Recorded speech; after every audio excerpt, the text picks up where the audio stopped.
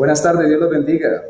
Hoy estoy intentando transmitir de otra forma, pero continuamos con nuestro estudio de Primera de Pedro, capítulo 4, versículo 15 en adelante. Vamos a leer desde el versículo 15. Permítanme ver si puedo por acá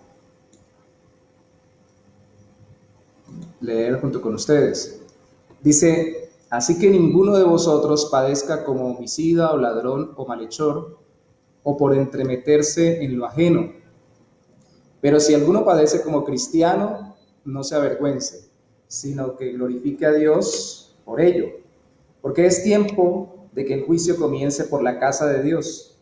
Si primero comienza por nosotros, ¿cuál será el fin de aquellos que no obedecen al Evangelio de Dios? Y si el justo con dificultad se salva, ¿en dónde aparecerá el impío y el pecador? De modo que los que padecen según la voluntad de Dios encomienden sus almas al fiel Creador y hagan el bien. El día de hoy hemos de compartir este texto entendiendo que una cosa es padecer como cualquier persona y otra cosa padecer como cristiano. La Biblia establece que el creyente también sufrirá, ya lo hemos dicho en el transcurso de esta carta, pero al mismo tiempo establece que el creyente sufre, pero no como cualquiera. El versículo 15 nos dice que no sufre como el homicida o como el ladrón o como el malhechor o por entremeterse en lo ajeno. Resumiendo el hecho de que, como es obvio, todos estos pecados son precisamente ofender o dañar a quien es nuestro prójimo. Dice entremeterse en lo ajeno, no solamente es el chisme, llega hasta el borde o hasta el punto del homicidio, a quitarle los bienes, hacerle daño a una persona. Si es por eso que se sufre, pues no se sufre como cristiano, pero si alguno padece como cristiano, no se avergüence, sino que glorifique a Dios por ello, dice el versículo 16.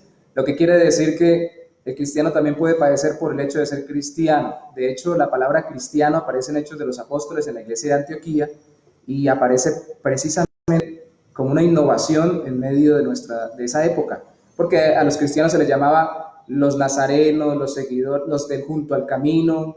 Se creía que era una secta judía a los cristianos, a los seguidores de Cristo, y la palabra cristiano cuando aparece no aparece porque se les esté alabando, sino porque se les estaba criticando y se estaban burlando de ellos.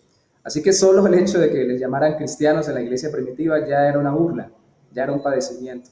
Hoy en día se volvió de moda llamarse cristiano, se ha vuelto una tendencia en nuestro tiempo, pero realmente inició como un término de burla o de persecución psicológica en un principio, pero que llegó a ser persecución hasta la muerte. ¿Por qué persiguen los gobiernos, las personas, las sociedades a un cristiano?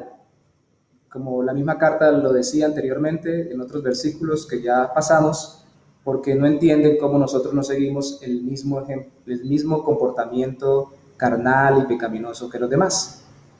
Y no nos persiguen por el hecho solo de ser cristianos, nos perseguirían por el hecho de no concordar con la filosofía o forma de ver el mundo que está alejada de Dios y que ofende a Dios y su palabra y su voluntad. Entonces, el versículo 17 dice que es tiempo de que el juicio comience por la casa de Dios, o sea, la iglesia, los cristianos. Y lógicamente el creyente no va a pasar por un juicio para saber si va a ser condenado o si va a ser eternamente salvado o si va a ser eternamente echado al infierno. No. El creyente sabe que va a ser salvo por medio de la fe en Cristo. Al final de su vida, cuando muera, pasará al cielo y cuando Cristo regrese, junto con él resucitará. El creyente es juzgado en esta tierra temporalmente como un padre disciplina a un hijo o corrige a un hijo. Y es precisamente el creyente también que por medio de las pruebas que nos acontecen a todos o por pruebas específicas solo para los cristianos, por el hecho de ser cristianos en medio de un mundo hostil a Cristo, va a padecer persecución. Entonces esa persecución no será de parte de Dios para condenarlo por que va para la eternidad en el infierno, sino para disciplinarlo y que cada vez su comportamiento refleje más la vida de Cristo en su propia vida. Entonces, si así empieza, y si Dios, que es un Dios bueno, al mismo tiempo no deja de tratar con sus hijos, entonces, dice el versículo 17, ¿cuál será el fin de aquellos que no obedecen el Evangelio de Dios? O sea, si Dios es así de estricto, disciplinando por amor, pero disciplinando a través de las circunstancias adversas a sus propios hijos, los creyentes en Cristo. Entonces las personas que no han creído en Cristo, pues es una incógnita que pone ahí el autor para decir que todos sufrimos, pero solo los cristianos sufren con un propósito eterno, y es reflejar a Cristo, que es su Salvador, y que luego les dará recompensa en la eternidad. ¿Qué hay de aquel que no ha creído en el Evangelio? Dice el versículo 18 así: el justo con dificultad se salva, ¿en donde aparecerá el impío y el pecador? No nos salvamos fácilmente, le costó su vida, muerte y resurrección a Cristo salvarnos. Y no fue fácil para él, porque le costó todo su ser entregarse por nosotros. Eso es algo que es un misterio en totalidad para nosotros, pero que es una realidad. Si no, miren por favor en estos días la oración de Cristo en el Getsemaní, antes de ser crucificado. Pero a nosotros los cristianos también nos cuesta renunciar al mundo y nos cuesta vivir no conforme a los patrones del mundo. No quiere decir que nosotros lo hagamos en nuestras fuerzas. Cristo lo obró por nosotros, pero dar testimonio de ello también nos genera una dificultad en este mundo. Y si así pasa con nosotros, entonces los que no son salvos y los que no creen en Cristo, ¿qué pasará con ellos? Eso es una incógnita muy grande en este tiempo de sufrimiento. Pensemos que aquellos que están pasando dificultades ahorita no han entendido que lo más tremendo es que no tienen una esperanza en su corazón eterna y que al final van a ser condenados por la eternidad. De modo que los que padecemos según la voluntad de Dios, encomendemos nuestras almas al fiel Creador y hagamos el bien. ¿Qué tal si en vez de, como el mundo, vivir sin esperanza, entendemos que nosotros somos los más capacitados para poder vivir con esperanza en medio de las dificultades?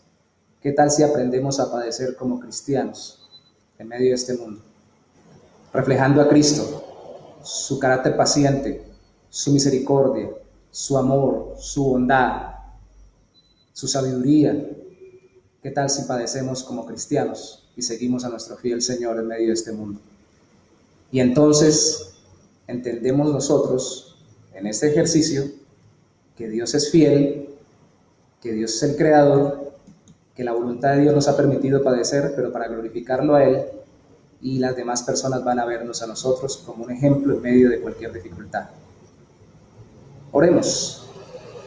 Señor, te damos gracias en esta tarde por permitirnos recordar que nunca un cristiano sufre sin propósito. Que si sufrimos solo por el hecho de ser creyentes en Cristo en medio de un mundo hostil, es precisamente porque si eso sucedió a nuestro Salvador, que el mundo le fuera hostil, ¿cómo no acontecerá con nosotros? Pero si sufrimos junto con los demás, Señor, y los demás nos ven en medio de un sufrimiento de esta tierra como el que ahora tenemos, en medio de un aislamiento preventivo, muchos enfermando, algunos muriendo y la mayoría entrando en zozobra, en angustia y en ansiedad. Si nosotros padecemos todo esto como cristianos, confiando en ti, reflejamos que tú eres el fiel Creador. Ayúdanos a hacerlo para que los demás tengan esperanza y vean en nosotros, oh Santo Señor, el testimonio de que realmente confiamos en que Cristo vivió perfectamente la vida que no pudimos vivir perfecta, murió en nuestro lugar, la muerte que deberíamos haber padecido en la eternidad en el infierno, y resucitó para darnos una nueva vida ahora llena de esperanza y de amor, y luego una vida eterna resucitados. Gracias, Señor, te damos en el nombre de Jesús. Amén. Dios los bendiga. Feliz tarde.